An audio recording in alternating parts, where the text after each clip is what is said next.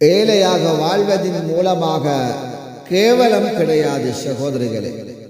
அதை போன்று பணக்காரர்களாக ஒருவர் வாழ்கின்றார், அவர்களுக்கு கண்ணியமும் கிடையாது.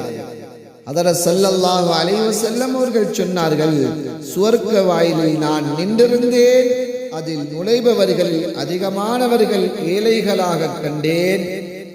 பணக்காரர்கள் சுவர்க்கத்தை விட்டும் தடுக்கப்பட்டிருந்தனர்.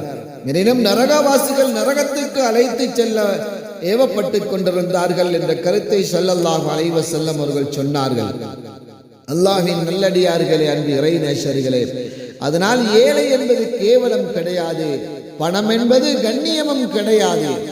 ஒருவன் ஏழையாக உலகத்தில் வாழ்கிறானா, அல்லாஹுக்கு தொடர்புள்ளவனாக உலகத்தில் வாழ வேண்டும். பணக்காரர்களாக உலகத்தில் அல்லாஹ் நம்மை வைத்திருக்கிறானா, அந்த பணத்தை கொண்டு நாம் அல்லாஹுடைய கட்டளைகள் பிரகாரம் உலகத்திலே வாழ வேண்டியவர்களாக இருக்கின்றோம்.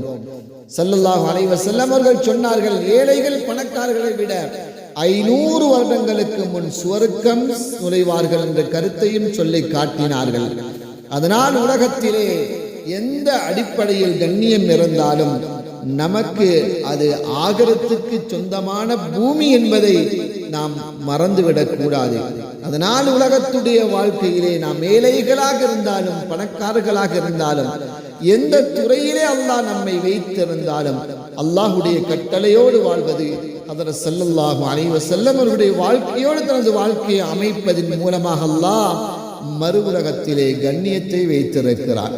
மறு உலகத்தில் அல்லாஹ் கண்ணியப்படுத்துவான். இந்த உலகத்திலே தியாகம் செய்வதன் மூலமாக அல்லாஹ் மறு உலகத்திலே நம்மை கண்ணியப்படுத்துவான் என்பதை நாம் மறந்துவிடக் கூடாது.